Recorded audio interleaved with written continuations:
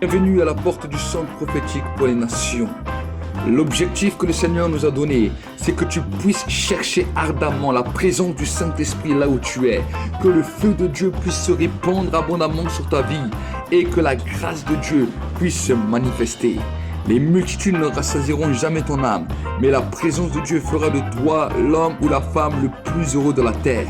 Alors cherche avec nous sa présence, cherche avec nous ardemment le Saint-Esprit, et alors tu verras combien le feu de Dieu descendra sur toi. Impossible. Abraham a cru à des choses qui étaient totalement impossibles déjà de son temps. Pas seulement pour notre temps aujourd'hui, mais déjà de son temps. Mais j'aimerais vous dire qu'il a expérimenté la grâce et les merveilles de Dieu. Alors, allons ensemble dans ce chemin de foi et prenons Abraham comme modèle et partageons notre foi tout autour de nous. God bless you.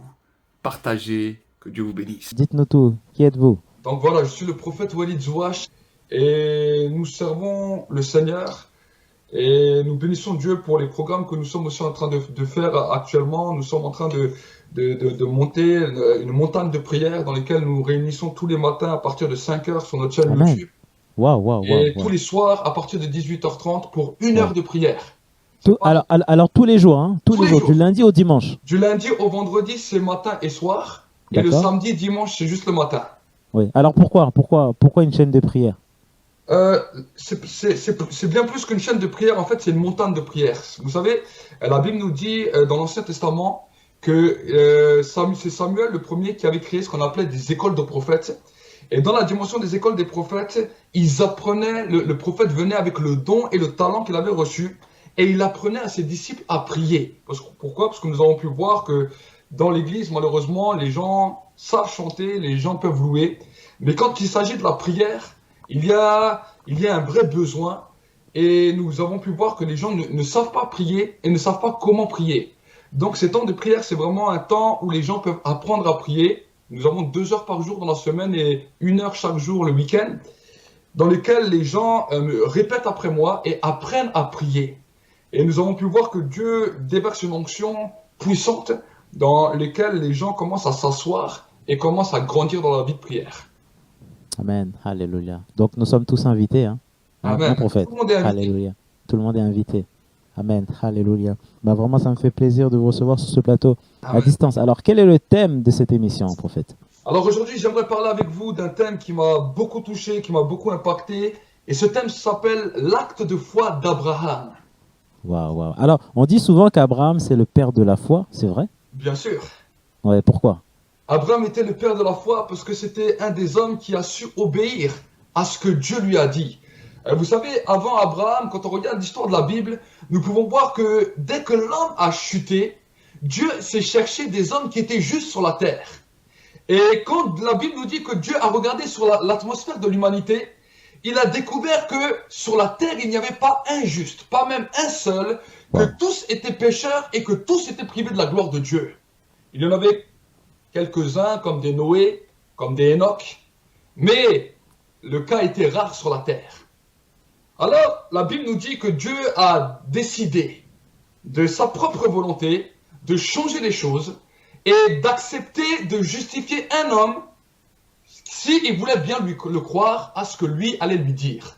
Il a dit, je vais parler aux hommes, et si je trouve une personne qui accepte de me croire, qui accepte de m'obéir, même s'il ne le voit pas, je le justifierai par la foi. Voilà pourquoi Abraham a été appelé l'homme, le père de la foi. Parce que c'était le premier que Dieu a choisi comme ça. Amen, alléluia. Alors nous sommes en direct sur Victoire Live. Je rappelle à tous les internautes, aux auditeurs, que le thème de cette émission, c'est l'acte de la foi d'Abraham. Est-ce que, prophète, c'est cette foi-là qu'on doit avoir? Alors, c'est quoi déjà la foi? Bien sûr. Déjà pour mieux commencer les choses. Hein, voilà. Qu'est-ce que la foi dans la Bible, dans le livre d'Hébreux, il nous dit la foi est une ferme assurance. Hébreux au chapitre 11, au verset 1er. La Bible nous dit que la foi est la ferme assurance des choses qu'on espère et une démonstration de celles qu'on ne voit pas. Comme vous allez voir un petit peu plus loin dans le verset 6, il nous dira « Or, sans la foi, il est impossible de plaire à Dieu. Celui qui s'approche de Dieu doit croire qu'il existe et qu'il est le rémunérateur de ceux qui le cherchent. » Alors, ça voudrait dire qu'un enfant de Dieu qui n'a pas la foi est-ce que c'est un problème ou pas? Ah, bien sûr.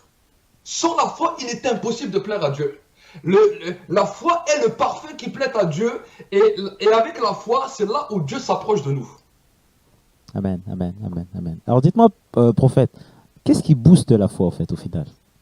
Ben, vous savez, la Bible nous dit que la foi vient de ce qu'on entend. Ce qu'on entend vient de la parole de Dieu.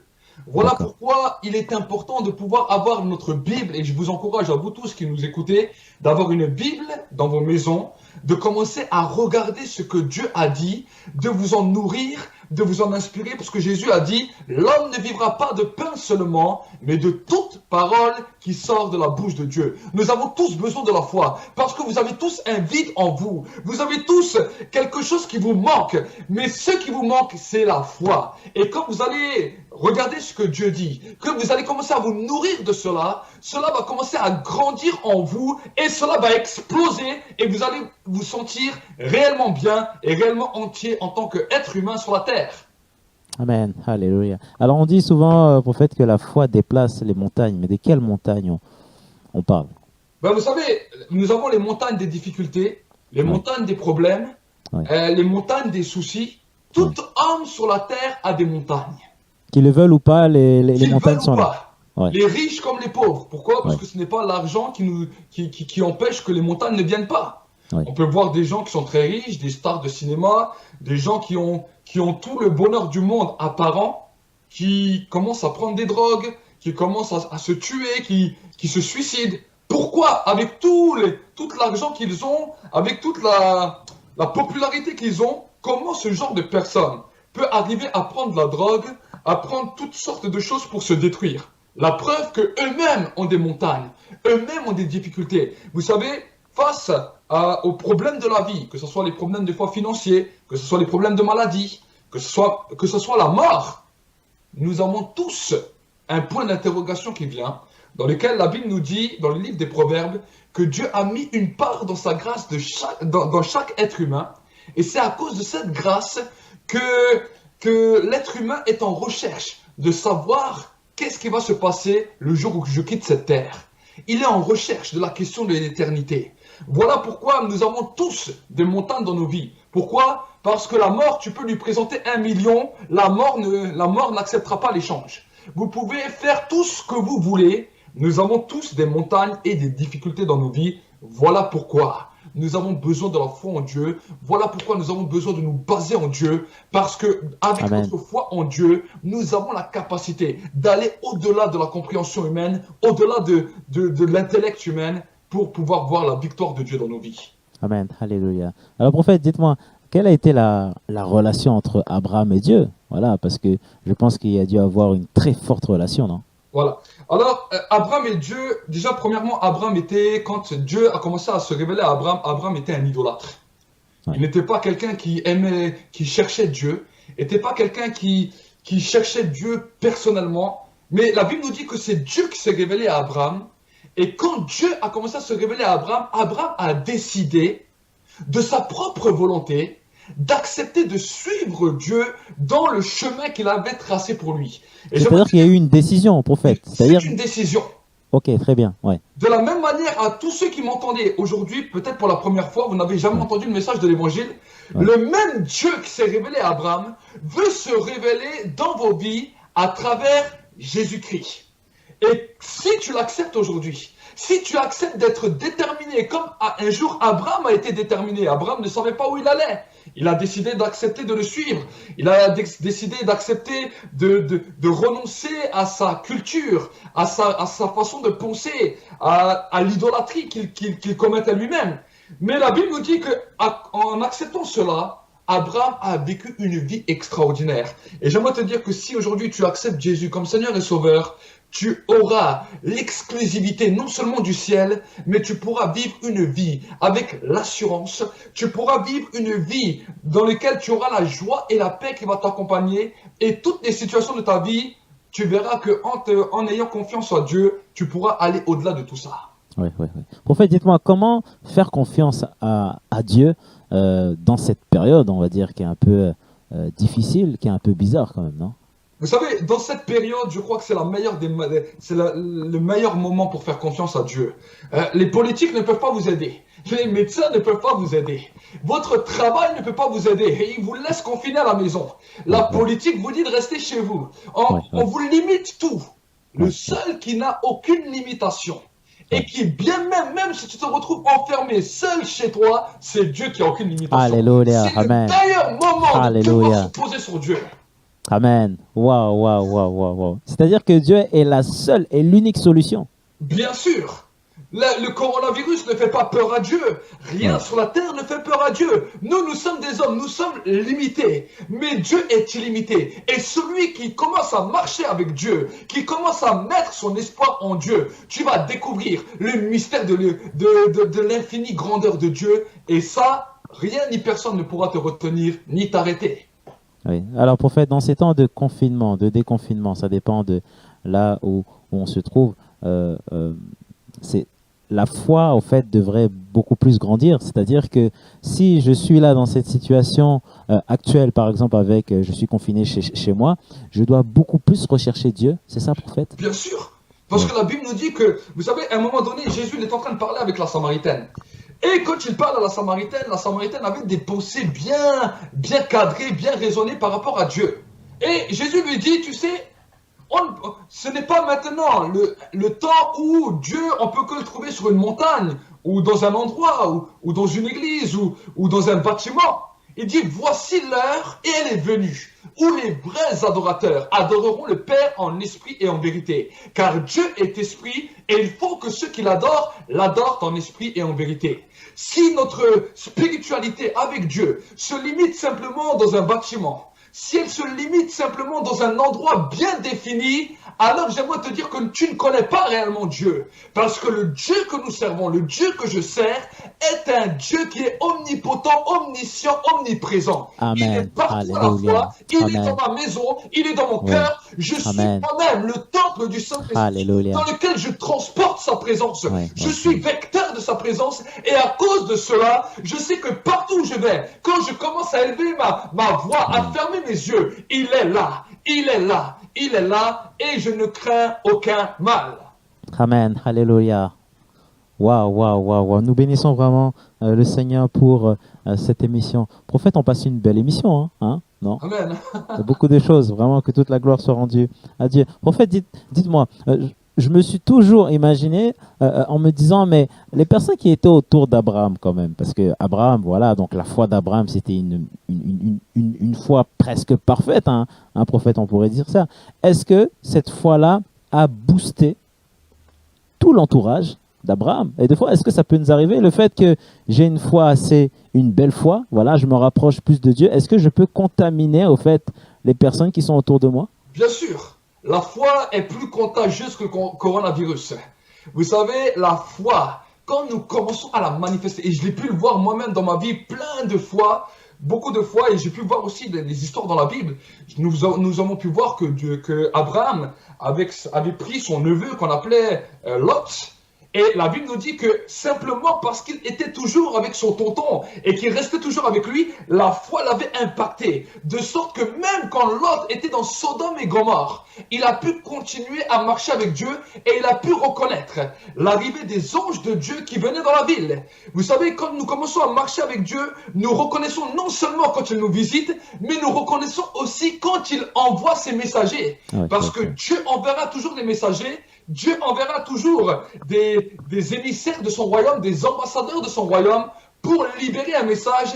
Et cette foi dans laquelle nous avons été contaminés, dans laquelle nous avons été touchés. Moi-même, un jour, j'ai été touché par la foi des hommes de Dieu et des femmes de Dieu. Et je sais que vous tous qui m'écoutez, qui marchez avec le Seigneur, un jour ou l'autre, c'est parce qu'une personne vous a parlé et cela vous a touché, vous a saisi. Et si toi, tu entends cela pour la première fois, alors j'aimerais te dire, attention, c'est contagieux. Tu ne vas pas rester de cette même manière parce que la foi va traverser les ondes et là, te localise là où tu es. te Alléluia. saisit, te tombe sur toi maintenant, et toi-même tu découvres maintenant, là où tu es Amen. dans ta chambre, Amen. que Jésus est Dieu. Tu commences à Alléluia. découvrir le Amen. mystère qu'il a fait à la croix de Golgotha. Amen. Je libère cette parole sur ta vie parce que par mes paroles, les paroles ont un impact. Les paroles ont une puissance. Et la Bible nous dit que le Seigneur dans le ciel a envoyé sa parole sur la terre.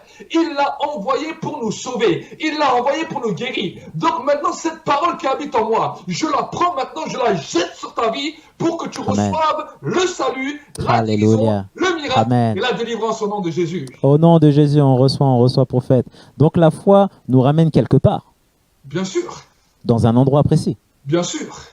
Mais cet endroit, forcément, peut-être on ne le connaît pas encore. Dans la plus belle ville au monde, la nouvelle Ah. Jérusalem céleste, Amen. avec des rues en or et Amen. une porte de perles, dans lequel les hommes sont là et nous attendent. Une cité extraordinaire qui dépasse toutes les plus belles cités qu'on t'a parlé, qui dépasse toutes les plus grosses fables et tous les plus gros contes qu'on t'a racontés. C'est celle, la cité, dans laquelle la Bible nous dit qu'il y a de solides fondements, dans lequel Dieu en est l'architecte. Amen. Alléluia. Et le plus beau architecte. C'est-à-dire qu'il y a une récompense quelque part, prophète. Bien sûr. Bien sûr, Dieu est un Dieu de récompense. Et Amen. la Bible nous dit même que quand nous quittons cette terre, nous qui avons Oui. marché avec Dieu, premièrement, quand tu acceptes Jésus, il y aura un livre qui va être ouvert au ciel, le jour où tu vas arriver. Ce premier livre s'appelle le livre de la vie. Toute personne qui a accepté Jésus comme Seigneur et Sauveur, qui a décidé de le suivre, son nom est inscrit dans ce livre. Alléluia. Mais la Bible Amen. nous dit également qu'il y aura un deuxième livre qui va être ouvert. Et ce livre s'appelle le livre de nos œuvres, le livre du souvenir, dans lequel Dieu va regarder tout ce que nous avons fait en sa faveur, toutes les fois où nous l'avons obéi, toutes nos décisions que nous avons prises pour lui, et nous aurons notre récompense. Amen, amen, amen. Alors, prophète, ça veut dire que Dieu regarde tout ce qu'on fait, Bien sûr, tous les actes qu'on est en train de faire, le Bien sûr. comportement que tu donnes au travail. Dieu regarde tout ça et dans les détails. C'est ce que Bien vous voulez sûr. dire? Dans tous les petits détails, devant Dieu, il n'y a rien qui ne lui échappe. Prophète, comment être parfait? Parce que au final, est-ce que c'est possible d'être parfait sur cette terre? Alors, la perfection n'existe pas sur terre, sinon on serait des dieux, sinon on serait Dieu nous-mêmes. Ouais. Mais une chose est claire, vous savez, Dieu ne nous justifie pas parce que nous sommes parfaits. Mais la Bible nous dit que Dieu nous justifie à cause de notre foi et à cause de notre obéissance. Est-ce que je vous dis que je fais tout parfait et que je ne fais jamais d'erreur? Non. La Bible nous dit, si je dis que je n'ai pas de péché, je suis menteur et la vérité n'habite pas en moi. Mais si je confesse mes péchés, il est fidèle et juste pour nous pardonner.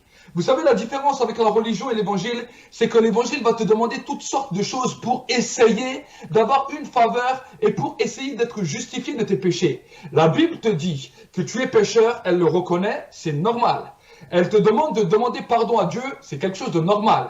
Mais elle te dit que si toi tu crois et que tu as confiance au sacrifice que Jésus a accompli à la croix, dans lequel son sang a coulé pour te racheter, alors à ce moment-là, cette foi-là que tu mets, c'est ça qui va te justifier devant Dieu et qui va te rendre pur. Waouh, waouh, waouh. Prophète, tout à l'heure on a parlé d'épreuves. Voilà, on va revenir sur les différentes montagnes. Donc il y a des petites, il y a des moyennes et il y a des grandes montagnes. Mais plus on se rapproche de Dieu, plus on a l'impression qu'il y a de plus en plus de combats. Maintenant, comment résister? Bon, ok, on a parlé de foi, il faut avoir la foi. Mais la foi, il faut forcément la nourrir. Alors, on a parlé de la parole de Dieu. Ok, donc tous les jours, je dois lire la parole de Dieu.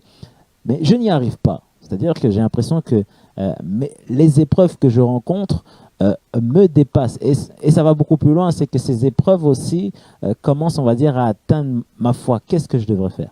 Vous savez, la Bible nous dit que le royaume des cieux est soumis à la violence. Ce sont seulement les violents qui s'en emparent. Dire que nous n'arrivons pas à faire quelque chose est déjà preuve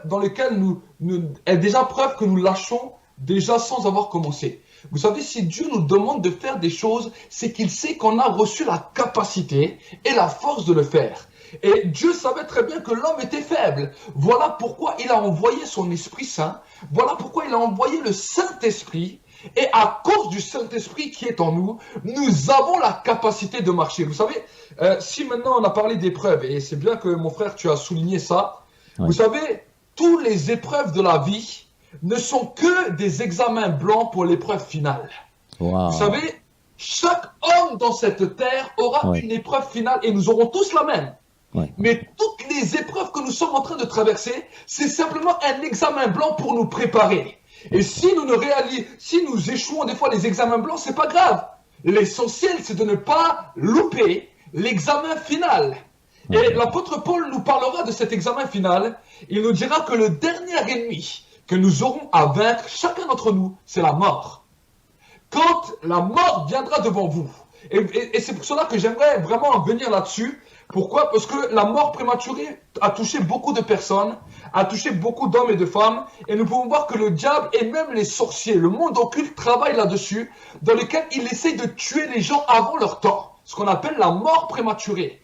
Voilà pourquoi les gens se posent la question, oui, mais s'il y aurait un Dieu, pourquoi des enfants meurent? Pourquoi des personnes qui sont jeunes meurent? C'est pas Dieu qui a décidé cela, mais c'est le diable qui essaye d'arrêter, d'avorter la vie des hommes et des femmes et de les faire mourir prématurément, soit à cause de la malédiction, soit à cause des péchés. C'est vrai qu'en une heure, on ne peut pas développer tous ces sujets. J'ai parlé de beaucoup de ces sujets dans mes messages, mais une chose est claire, c'est que si demain, la mort décide de venir te prendre, même si c'est prématurément, même si c'est le temps, et si elle se présente devant toi, et que à ce moment-là, tu n'as pas travaillé ta foi avec Dieu pour demeurer ferme, la mort t'emportera. Mais la Bible nous dit que nous qui persévérons, nous qui restons, même si des fois nous échouons, même si des fois nous ne sommes pas parfaits, mais qui prenons de la force pour continuer à persévérer, la Bible nous dit que le séjour des morts, Jésus a dit, le séjour des morts ne prévaudront pas contre vous. Même si la mort se présente là, la mort ne pourra pas nous emporter. La mort ne pourra pas nous emporter, même si notre corps commence à dormir, commence à sommeiller et que notre esprit est parti dans le lieu de repos. Voici que la mort ne pourra pas nous emporter, ni le séjour des morts. C'est pour cela que vraiment, j'aimerais vous encourager à redoubler d'efforts à cause de ce combat, de cette épreuve finale qu'on aura tous. Amen. Alléluia. Alors, prophète, dans Genèse 22, verset 17, « Je te bénirai et je multiplierai ta postérité comme les étoiles du ciel et comme le sable qui est sur le bord de la mer. Et ta postérité possédera la porte de ses ennemis. » Prophète, là ça revient aussi, donc le Seigneur nous parle à travers sa parole. On a parlé de bénédiction, on a parlé au fait aussi de cette récompense. Dieu a un plan merveilleux pour nous. Bien sûr. Et souvent, prophète, c'est ce qu'on oublie. C'est vrai que là, on a parlé d'épreuves. Les épreuves nous étouffent, voilà. Et surtout, ce qui est dangereux dans l'épreuve, c'est de se retrouver seul, prophète. Parce que lorsqu'on se retrouve seul, c'est là aussi que l'ennemi aussi attaque. Alors, ma question est la suivante, prophète. Comment éviter d'être seul? Alors, quand on parle de seul, c'est... j'ai l'impression que deux fois, quand je me connecte, c'est juste un exemple, sur les réseaux sociaux, eh ben, j'ai cette impression que je me déconnecte de la parole de Dieu. J'ai l'impression que les réseaux sociaux prennent de plus en plus de place. Un autre exemple, je me lève le matin, voilà, et au lieu tout de suite de me mettre à genoux, de remercier Dieu, je reçois un message sur WhatsApp, voilà, ce sont mes amis, je commence, on va dire, à échanger avec eux. Est-ce que ces petites choses, peut-être qu'on ne fait pas attention, c'est aussi une possibilité aussi à l'ennemi de commencer à rentrer dans notre vie? Bien sûr, parce que la première personne à qui nous devrions parler, c'est Dieu. Vous savez, ce n'est pas tes amis qui t'ont donné le souffle de vie. Ce n'est pas tes amis qui ont fait que tu puisses te réveiller le matin. Ce n'est pas tes amis qui puissent que tu peux manger ou t'habiller. C'est Dieu. C'est pour cela que le psalmiste David dirait, le matin même quand je me lève, je célébrerai l'Éternel. Et même la nuit quand je me couche, et ce n'est sur ma couche, pendant les heures de la nuit, je médite sur toi.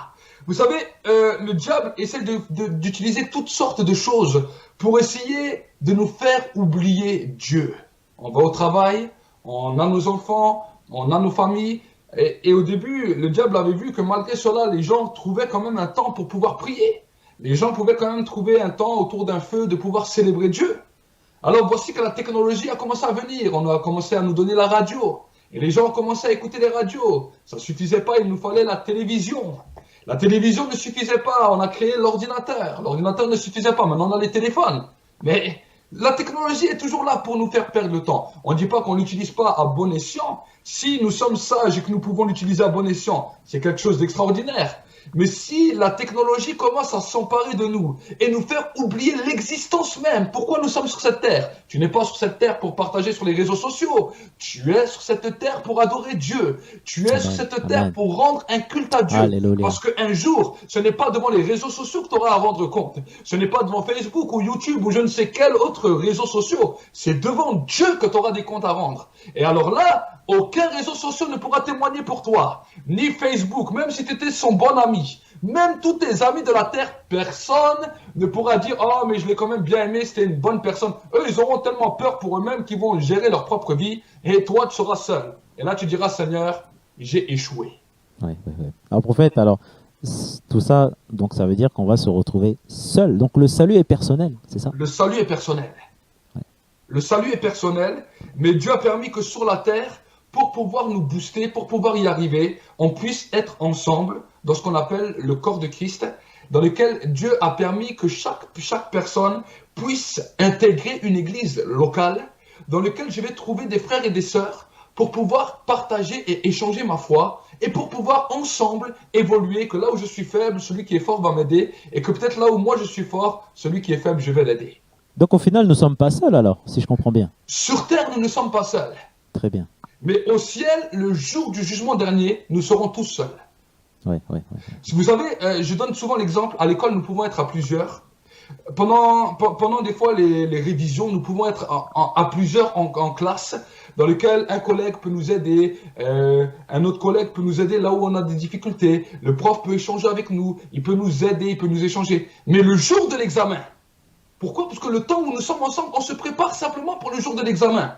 Mais le jour où tu es devant l'examen, il y a l'examinateur qui est là, même tu lui demandes une réponse. Il va te dire, je ne suis pas là pour te donner la réponse, c'était à toi d'étudier, c'était à toi de te préparer. Maintenant, tu as juste ton stylo, ta feuille, débrouille-toi. Ouais. Donc il y a forcément une préparation quelque part. Bien sûr. Ouais. Sur la terre, nous nous préparons. Et dans l'église, avec les frères et les sœurs, nous sommes là pour nous préparer, nous sommes là pour nous entraîner, nous ne sommes pas là pour nous juger, nous ne sommes pas là pour nous critiquer, nous ne sommes pas là pour nous taper dessus, nous sommes là pour nous entraider, parce qu'un jour nous serons tous seuls, au jugement dernier nous serons tous seuls. Donc j'ai besoin de mon frère, j'ai besoin de ma sœur, pour pouvoir m'aider à me préparer pour ce jour-là, pour pouvoir m'aider dans toutes les situations de la vie, qu'il y a des moments faciles ou difficiles, nous sommes là pour nous aider, parce qu'un jour nous serons seuls. Ouais.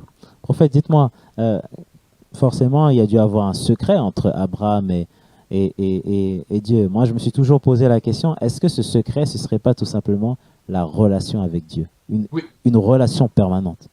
Relation, oui. Mais j'irais même bien plus loin, parce que vous savez, on peut parler avec des personnes, on peut écouter les personnes sans jamais prendre attention à ce que les personnes disent. Aujourd'hui, on peut voir des gens qui discutent ensemble sur Facebook, sur YouTube, sur le téléphone, sur toutes les plateformes qui existent dans le monde. On peut discuter avec une personne soit par intérêt, soit avec conviction de cœur. Aujourd'hui, beaucoup de personnes peuvent dire j'ai une relation avec Dieu, mais j'ai une relation pour un intérêt, pour une bénédiction, pour une prestation, pour quelque chose de bien défini. Mais ce qui a été différent avec la vie d'Abraham et ce qui est différent avec la vie des hommes et des femmes de foi, c'est que leur obéissance à Dieu, leur obéissance à ce que Dieu dit est bien plus importante que même leur vie. Alors c'est très fort ça. Waouh. Et une des choses que Dieu a aimé en Abraham, et j'aimerais vous le partager avec vous, c'est ça que j'appelle l'acte de foi d'Abraham. Ouais. Si je peux un petit peu avancer, si ça ne dérange pas. Oui, si bien je peux sûr, bien rentrer sûr. vraiment dans Oui, vous êtes à la sujet. maison, prophète, hein, vraiment. Vous savez, quand Dieu a créé l'homme et la femme, il y a eu un déchirement dans son cœur. Pourquoi? Souvent, les gens pensent que le déchirement était dû à cause du péché. Le déchirement était dû à cause de quoi? Nous pouvons voir dans le livre de la Genèse, Genèse 1, verset 27, et j'ai aimé avant que tu aies pris le livre de la Genèse, c'est un livre que j'aime beaucoup. Genèse 1, verset 27, la Bible nous dit que Dieu créa l'homme à son image. Il le créa à l'image de Dieu. Il créa l'homme et la femme. Dieu les bénit. Et Dieu leur dit, soyez féconds, multipliez-vous, remplissez la terre et l'assujettissez-la. Et dominez sur les poissons de la mer, sur les oiseaux du ciel et sur tout animal qui se meut sur la terre. Amen. Amen. Avant, tu as parlé des étoiles du ciel qui étaient la descendance d'Abraham, qui était la postérité d'Abraham. Et j'aimerais vous dire que Dieu se réjouit d'une chose. Et d'une chose, et peut-être je peux choquer peut-être les téléspectateurs qui me suivent aujourd'hui. Vous savez, quand Dieu a créé l'homme et la femme, Dieu attendait que Adam puisse aller vers son épouse pour que son épouse puisse enfanter la descendance de l'homme. Et Dieu voulait voir ce petit bébé qui allait naître, qui ne connaissait rien à la vie, mais qui commençait à apprendre, ce petit bébé pur et ce petit bébé parfait. Mais la Bible nous montre que quand Dieu a créé Adam et Ève, pourtant, Dieu a créé Adam en tant qu'homme. Je n'ai jamais vu un homme qui, le jour de son mariage, va fuir la nuit de noces. Mais quand nous commençons à regarder l'histoire avec Adam et Ève, nous voyons que Dieu les bénit, la grande cérémonie était là. Nous pouvons penser que les oiseaux commençaient à crier, à chanter, les arbres commençaient à battre des mains, toute la création regardait que Dieu était en train de bénir Adam et Ève. Ils se sont dit, waouh, c'est le mariage le plus glorieux du ciel. Deux personnes qui étaient pures, deux personnes dans lesquelles jamais le péché n'était là. Dieu a dit, multipliez-vous, allez-y, allez dans la chambre de noces, commencez à vous multiplier, remplissez la terre. Et la Bible nous dira même, si vous verrez dans le verset 2, qu'ensuite Dieu s'est reposé, dans le Genèse chapitre 2, que Dieu s'est reposé et que Dieu attendait. Dieu attendait que l'homme et la femme allaient faire cet acte pour pouvoir avoir un enfant. Autrement dit, dans le mariage, Dieu se plaisait, Dieu attendait qu'un rapport sexuel sain puisse être là entre Adam et Ève pour avoir la descendance. Mais c'était la première erreur d'Adam. Et vu que Ève est la perfection de l'homme, vous savez, la femme est la perfection de l'homme. Quand l'homme fait une erreur, la femme le fait mieux. Quand l'homme fait quelque chose de bien, la femme le fait toujours mieux. C'est pour cela qu'on dit que l'homme était le prototype et la femme allait être le modèle parfait. Pourquoi? Parce que ce n'est pas l'homme qui porte le bébé dans son ventre, c'est la femme. Ouais. Et nous pouvons voir que la femme attendait, mais l'homme est allé vaquer à ses occupations. Et alors, vu que lui, il n'avait pas de problème de santé, il n'était pas impuissant, il avait toute la puissance, toute la capacité. Mais la Bible nous dit que lui, il allait voir autre chose, il allait vagabonder à ses activités, il a laissé sa femme, et parce que sa femme était là dans la frustration, voici que maintenant le serpent ancien est venu séduire Ève. Vous savez, Ève attendait aussi, mais vu que l'homme ne faisait pas l'acte qu'il devait faire, elle a commencé à regarder autour d'elle. Voici là où Satan a trouvé une faille. Et la Bible nous dit que Satan a commencé à la séduire, il a réussi, elle a goûté le fruit de la connaissance du bien et du mal, et à cause de cela, ils ont été jetés du jardin. Ouais. Et j'aimerais encore ouvrir la Bible avec vous, et regardez ce qui s'est passé dans le Genèse chapitre 4, parce que là vous êtes en train de me dire, mais d'où il sait ça? Regardez Genèse chapitre 4. Alors que Adam et Ève ont été jetés du jardin, la Bible nous dit la chose suivante, Adam connut Ève, sa femme, elle conçut et enfanta Caïn. Ça veut dire que le premier enfant a été conçu dans le péché, alors que Dieu attendait que ce premier enfant allait devenir l'enfant le plus parfait, celui qu'on allait appeler le fils de l'homme, qui allait détruire totalement Satan. Vous savez, quand Dieu a créé l'homme, il avait un seul but. Il avait le but que la descendance d'Adam et Ève allait détruire totalement Satan, allait lui faire la guerre, allait le massacrer, comme les anges dans le ciel ont éjecté Satan, que sur terre, il allait avoir la misère. Mais à cause de la désobéissance et à cause du péché, voici que le premier homme, qu'on appelle Caïn, a été conçu dans le péché et il est devenu le père des meurtriers. Il est devenu le père des meurtriers. Mais nous pouvons continuer à aller plus loin et j'aimerais vous encourager à ouvrir votre Bible encore dans le livre de Romains. Romains chapitre 4, verset 18. Vous allez voir ensemble ce que la Bible nous dit et ça c'est ce que j'aime. Et là vous allez voir pourquoi je parle d'Abraham et pourquoi je parle de la relation que Abraham avait avec Dieu. Romains chapitre 4 et au verset 18. La Bible nous dira la chose suivante. Espérant contre toute espérance, il crut en sorte qu'il devint père d'un grand nombre de nations. Selon ce qui est dit de lui, selon ce qui avait été dit de lui, telle sera ta postérité. Et sans faiblir dans la foi, il ne considéra point que son corps était déjà usé, puisqu'il avait près de 100 ans, et que Sarah n'était plus en état d'avoir des enfants. Il ne douta point par l'incrédulité au sujet de la promesse de Dieu, mais il fut fortifié par la foi, donnant gloire à Dieu. Amen. Amen. Donc, et c'est là-dessus que j'aimerais me positionner pendant un instant. Oui. Vous savez, quand Abraham, vous pourrez voir cela dans le livre de la Genèse, verset 17, verset 9, Genèse 17, verset 9, quand Dieu a appelé Abraham à se circoncire, il avait 99 ans. Il avait 99 ans. Et Isaac n'était pas encore né. Mais Dieu lui avait donné le signe de la circoncision. Et bien souvent, on peut se poser la question, mais pourquoi un tel signe? On aurait pu se mettre un diamant à l'oreille, on aurait pu, je sais pas moi, mettre une casquette ou un chapeau, se raser la tête, se raser la moustache, se raser la barbe, je sais pas. Toutes autres sortes de signes. Maintenant, il y avait une circoncision. Ça veut dire au niveau de l'endroit le plus intime de l'homme, on prend la peau, on coupe ça. C'est ça qu'on appelle la circoncision. Pourquoi Dieu a donné cet acte à Abraham?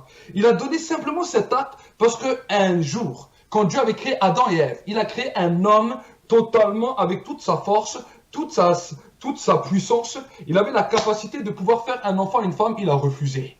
Voici que Dieu était en train de montrer un acte prophétique par lequel il allait utiliser un homme qui est vieux, un homme qui n'avait même plus de pulsion, un homme qui était devenu impuissant à cause de la vieillesse, un homme qui était usé. Et la Bible nous dit que le sein de Sarah, le sein maternel de Sarah était déjà frappé par la mort.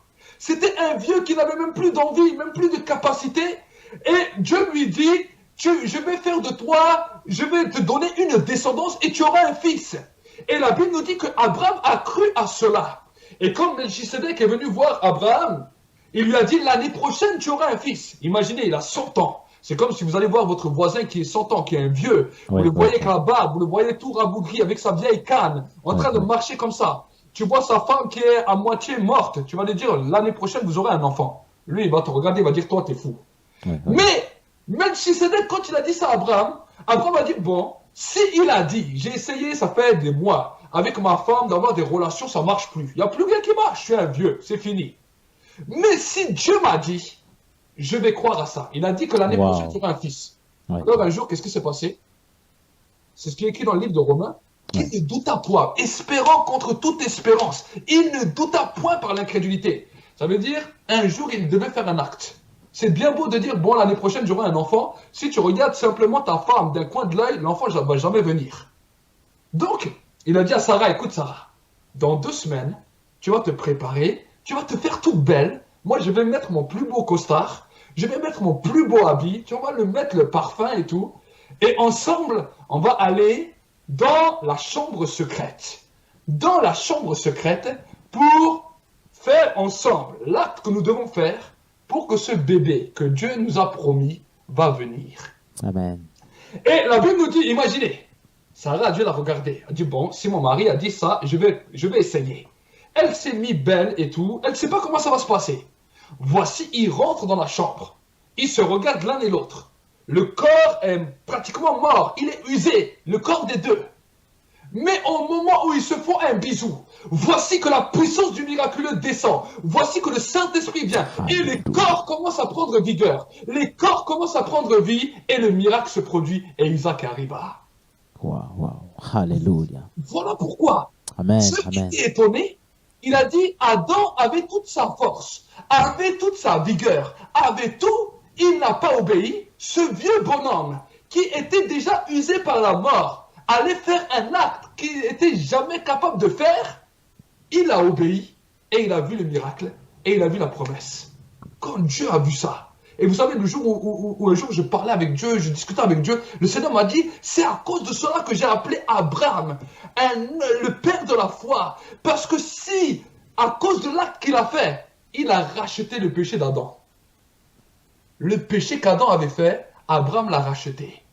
Voici pourquoi, si vous voyez après, même quand sa femme Sarah était morte, il a repris d'autres femmes, ça marchait encore, jusqu'à la fin de sa vie.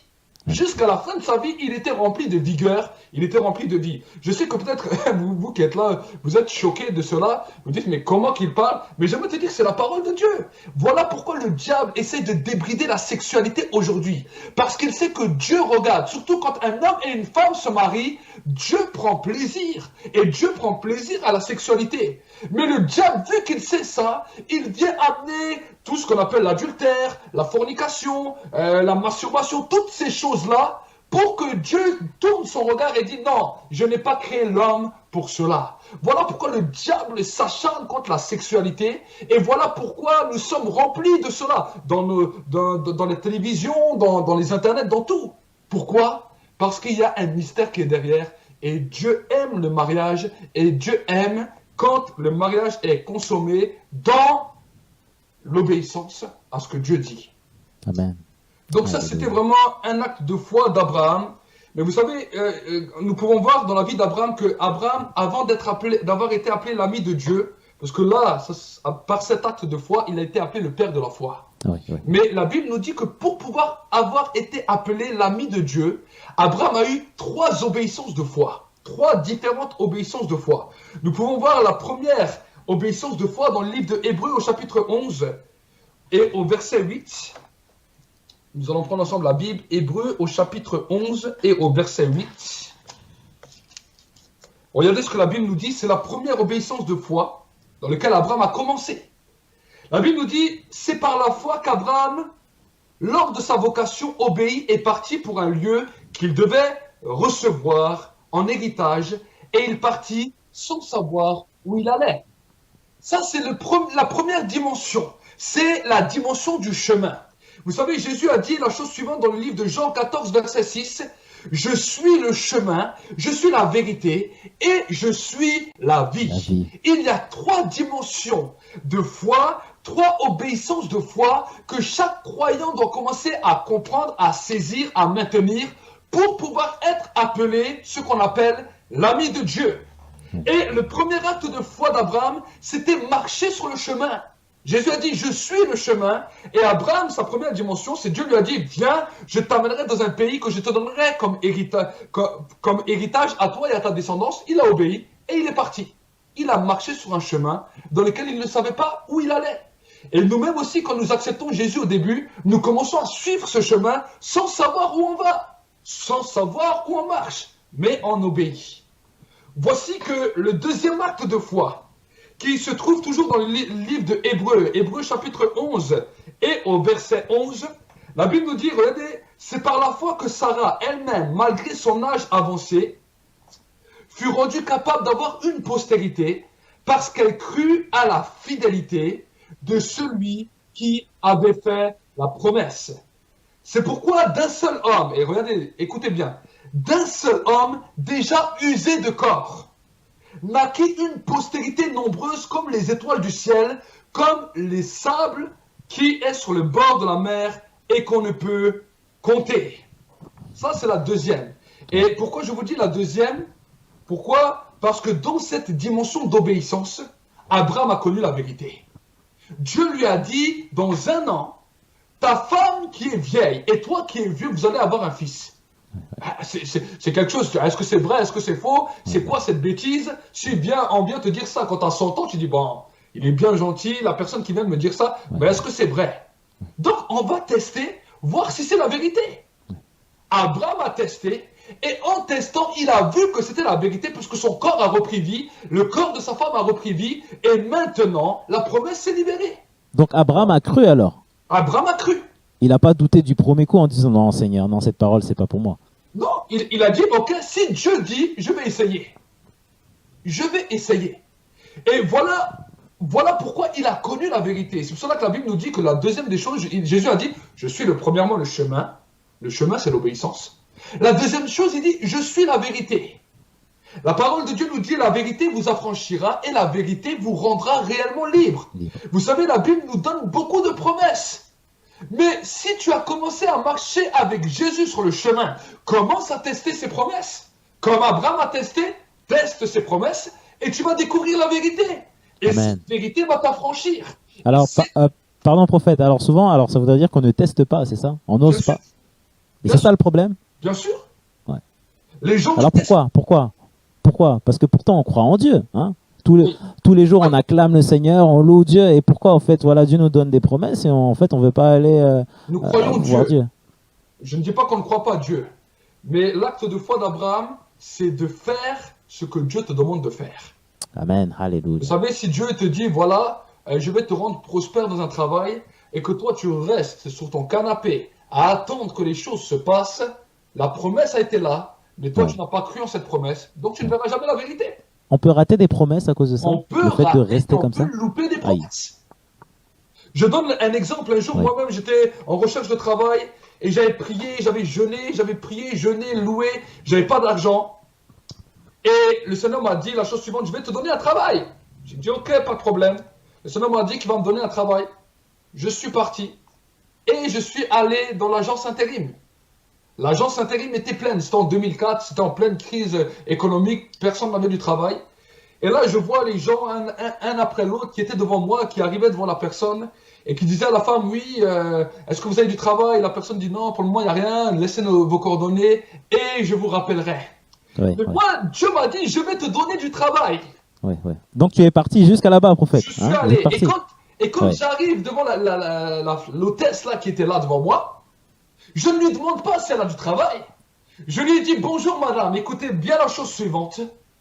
Je viens ici, je vous laisse mon numéro, mais à peine je vais sortir de votre bureau, vous allez recevoir un coup de téléphone, et ce coup de téléphone, c'est pour du travail, c'est pour moi, vous allez me rappeler tout de suite. Waouh, waouh, waouh. C'est ce que vous avez dit directement? Je l'ai dit Elle a dû comme être ça. choquée quand même. Hein? Et tout le monde m'a regardé avec des grands yeux dans l'agence intérim. Ouais. Elle a explosé de rire devant Ouais. moi. Ouais. Elle m'a dit, non, des choses comme ça marche pas. Je dis, moi, je vous dis que c'est comme ça. Ouais. Je lui ai donné mon CV avec mon numéro de téléphone, et je suis parti. Ouais, ouais. Et alors que je pars, que je suis parti, peut-être une heure après, je ne sais plus exactement le nombre de temps, mais c'était dans la même soirée, je reçois un coup de fil. C'était cette jeune dame que j'avais devant moi, devant le guichet, Alléluia. qui Waouh. me dit, bon, écoutez, vous savez ce qui s'est passé? Quand vous êtes parti, on m'a appelé, vous pouvez commencer demain si vous voulez. Waouh, alléluia. Notre Dieu est puissant. Donc, Oh, yendalaba. C'est pour cela que je vous dis, Dieu a des promesses. Vous priez, vous jeûnez, c'est bien. Mais si vous ne mettez pas un acte, si vous ne mettez pas un acte devant la foi que vous faites est vaine. Ça ne vous sert à rien. C'est comme une personne qui se prépare pour la guerre, il charge son fusil, il est prêt, il a dit, s'il y a quelqu'un qui vient, je viens avec mon fusil, mais qui ne part jamais. Ça sert à quoi? Range ton fusil, va te coucher. Va te coucher. Ça ne sert à rien. Si tu prends une décision, si tu es ferme dans la Amen. foi, Alléluia. alors Dieu te demandera un acte. Ouais, ouais. Tu vas faire un acte et c'est dans cet acte que Dieu va dire non, il m'obéit, il me croit. Ouais, ouais. Et là, Alors, prophète, maintenant, dites-moi, pardon, dans le témoignage que vous avez donné, pour revenir sur ce témoignage, c'est très fort. Parce que lorsque vous êtes arrivé dans cette agence d'intérim, vos yeux, quand même, se sont tournés, on va dire. Voilà, en fait, vous avez vu des personnes qui étaient dégoûtées, des personnes qui se disaient non, en fait, j'aurais pas le travail. Mais quand même, vous Bien êtes sûr. parti. Hein, vous Bien êtes sûr. parti jusqu'à cette promesse. Et c'est ça. C'est ça qui est beau. c'est ça. Mais vous savez, la foi, vous savez, les gens, des fois, ils ont une pensée de la foi qui est totalement irréelle. Ils croient que, voilà, les choses vont descendre comme ça, vont tomber du ciel, comme ça, que ça tombe, comme ça, les choses derrière les autres. Oh, Dieu l'a dit, ça va arriver. Ils sont là en train de rêvasser, de dormir. Non, non, non. L'homme de foi, c'est pas un homme qui plane. C'est pas un homme qui a pris un joint et qui est en train de fumer, qui est en train de planer. Non. C'est un homme qui voit la réalité de la vie, qui voit que non, humainement, c'est impossible. La situation est totalement impossible, même irréelle. Mais si Dieu a dit la chose, je viens maintenant pour l'accomplir. Vous savez, c'est un pasteur qui disait la chose suivante. C'est le pasteur Mamadou Karamberi qui un jour, Dieu lui a demandé d'aller dans un pays et il n'avait pas le visa. Oui. Et Dieu lui a dit, vas-y. Et lui-même, il disait, il est rentré dans l'avion sans visa. Et quand il est arrivé, je crois que c'était en Europe, en Angleterre, il arrive, il sort dehors, et là, on l'a bloqué, il n'avait pas de visa, rien sur son passeport. Ouais, ouais. Et lui a dit, mais c'est de toi, tu m'as dit. Et on voulait le bloquer. Et lui, il a dit, non, Dieu m'a dit, je reste là, je bouge pas. Et il a commencé à prier en langue. Roba Santaria, il a commencé à prier. Ouais. Et il a dit, tout d'un coup, une personne qui est sortie de nulle part est arrivée. Il lui a fait le tampon et il est rentré dans le pays. Wow, alléluia. Quel témoignage. Ah. Amen. Mais oui, vous savez, nous sommes des hommes de foi. Moi j'aime entendre des hommes de foi. J'aime pas entendre ceux qui pleurnichent, qui disent oh mais j'ai demandé. Non, non, non. J'aime entendre des gens qui avaient des situations irréelles, des situations de folie, mais qui ont dit non. La parole, elle dit ça. Le Seigneur m'a dit ça. Il m'a donné la conviction. Il m'a donné la conviction profonde. Donc maintenant, je me mets en position pour laisser Dieu agir. C'est ça que Dieu vous demande. Il vous demande de vous mettre en position, de vous positionner pour que Dieu puisse agir. Tant que tu ne te positionnes pas, jamais tu verras la gloire de Dieu. Et je suis sûr que pour toi, c'est la même chose. Aujourd'hui, tu as cette chaîne de télévision. Un jour, Dieu t'a parlé. Si toi, tu ne serais pas été positionné, tu serais resté assis sur ton canapé. Tu aurais dit, bon, Dieu m'a parlé de Victoire Live, de cette chaîne de télévision. Tu aurais attendu. Tu attendrais encore. Ouais, c'est clair. Jamais tu aurais vu Dieu agir. Exactement. Alors prophète, il nous reste 5 minutes avant de clôturer cette émission. Nous sommes en direct et le thème c'est l'acte de foi d'Abraham et notre invité du jour c'est le prophète Walid. Prophète, c'est un message fort, très très très fort. Quel message, est-ce que vous avez d'autres choses à ajouter? Amen. La troisième chose, le troisième acte, parce que j'ai parlé avant de 3 actes, je vais juste terminer avec le troisième acte. Oui, bien sûr. Le troisième acte c'est dans Hébreux au chapitre 11 au verset 17. La Bible nous dit c'est par la foi qu'Abraham offrit Isaac. Lorsqu'il fut mis à l'épreuve et qu'il offrit son fils unique, lui qui avait reçu ses promesses, et qui avait été dit, en Isaac sera nommé pour toi une postérité. Et cette troisième acte, c'est l'acte de la vie. C'est pour ça que Jésus a dit, je suis le chemin, je suis la vérité et je suis la vie. Il a offert son fils, il a offert ce qu'il y avait de plus cher. Et j'aimerais te dire que dans la vie, le troisième acte qui va te faire appeler l'ami de Dieu, c'est quand tu vas offrir réellement toute ta vie, tout ce qui t'appartenait de plus cher. Peut-être ton épouse, peut-être tes enfants, peut-être ton foyer, peut-être ta maison, peut-être ton argent, je ne sais pas. Mais Dieu te demandera quelque chose. Et quand tu lui donneras, alors à ce moment-là, on pourra t'appeler l'ami de Dieu. Amen. Alléluia. Où est-ce qu'on peut vous suivre, prophète? Sur les liens que je t'ai donnés avant, le hashtag CMR-TV, c'est notre chaîne YouTube. Oui, bien sûr, on va l'afficher aussi. Notre site internet, http://www.cmr-tv.com. Merci beaucoup, prophète Walid Zouach, pour cet enseignement. On a vraiment été bénis. Que toute la gloire soit rendue à Dieu. Voilà, Amen. Vous qui nous écoutez, vous êtes une bénédiction. Et si vous avez d'autres questions ou même des demandes de prière, n'hésitez pas à prendre contact auprès de Victoire Live. Comme ça, prophète, on pourra aussi donc vous transférer aussi toutes les demandes de prière. Voilà, nous travaillons dans l'unité, prophète, c'est important. Amen. Hein, nous travaillons dans le corps du Christ et vraiment, quelle émission. Voilà, n'hésitez pas aussi à la partager et à la publier autour de vous. Prophète, on se retrouve d'ici 15 jours. Alors, il faut qu'on se fasse un planning quand même. Hein. Comme ça, tous les 15 jours, émission, hein, prophète. Amen. Amen. Vraiment, merci beaucoup pour ce temps et merci encore pour cet enseignement. Que toute la gloire soit rendue à Dieu. Soyez bénis, prophète. Voilà, quant à nous, on se retrouve dans 45 minutes pour d'autres lives. Bonjour à tous. On nous parle souvent de l'acte de foi d'Abraham. On a souvent nos pensées, nos raisonnements. On connaît Abraham comme le père de la foi. Mais malgré qu'on a eu des connaissances de la Bible et des connaissances des prédications, on oublie toujours quel a été réellement l'acte de foi d'Abraham qui l'a justifié. Alors à travers ces temps d'écoute, vous avez pu voir ou vous allez entendre la dimension dans laquelle Dieu a amené Abraham à croire à l'impossible. Abraham a cru à des choses qui étaient totalement impossibles déjà de son temps. Pas seulement pour notre temps aujourd'hui, mais déjà de son temps. Mais j'aimerais vous dire qu'il a expérimenté la grâce et les merveilles de Dieu. Alors, allons ensemble dans ce chemin de foi et prenons Abraham comme modèle et partageons notre foi tout autour de nous. God bless you. Partagez, que Dieu vous bénisse. Bienvenue à la porte du centre prophétique pour les nations. L'objectif que le Seigneur nous a donné, c'est que tu puisses chercher ardemment la présence du Saint-Esprit là où tu es, que le feu de Dieu puisse se répandre abondamment sur ta vie et que la grâce de Dieu puisse se manifester. Les multitudes ne rassasieront jamais ton âme, mais la présence de Dieu fera de toi l'homme ou la femme le plus heureux de la terre. Alors cherche avec nous sa présence, cherche avec nous ardemment le Saint-Esprit, et alors tu verras combien le feu de Dieu descendra sur toi.